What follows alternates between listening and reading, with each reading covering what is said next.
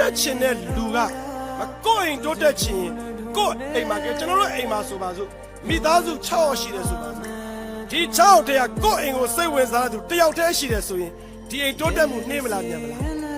နှေးမယ်မ2ယောက်တည်းစိတ်ဝင်စားရင်ခုနတဲ့စာရင်တော့မြန်မယ်တိတ်တော့မမြန်သေးဘူး6ယောက်လုံးကိုယ့်အိမ်ကြောင့်ကိုယ့်အိမ်ရေးအိမ်ယာကိုစိတ်ဝင်စားရင်မြန်တိုးတက်တာဒီလိုပဲဗျာဒီနိုင်ငံမှာနေတဲ့သူဟာဒီနိုင်ငံရဲ့လူမှုရေးစီးပွားရေး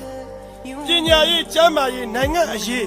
လူမှုရေးစတဲ့အရေးအရာတွေကိုကျွန်တော်တို့ဒီပြည်သူပြည်သားတွေစိတ်ဝင်စားရမယ်ချစ်ရအဲ့ဒီလိုစိတ်ဝင်စားဘူးဆိုရင်မတိုးတက်ဘူးဒါအထင်ရှားပဲဒီနေရာမှာပြောစရာရှိတာနိုင်ငံရေးလို့ပြောလို့ပါလူတွေနိုင်ငံရေးကိုလည်း2မျိုးခွဲခြားနားလည်တဲ့ကိုတိုင်းပြည်ကိုချစ်တဲ့အမျိုးသားရေးရတော့လူတိုင်းရှိတယ်အော်ဒီတရားနောက်ခံပြုတ်ပြီးတော့နေတာမျိုးမဆိုလို့ဘူးအဲ့ဒါကတော့ကျွန်တော်တို့အားလည်းမပေးဘူးသူနည်းသူကလှုပ်ရှားရှိရလို့လှုပ်ကြပါလိမ့်မယ်ကျွန်တော်တို့ကကိုတိုင်းပြည်ကိုလူမျိုးဖွံ့ဖြိုးတိုးတက်ဖို့ကိုနိုင်ငံအရေးကိုစိတ်ဝင်စားတဲ့လူတွေ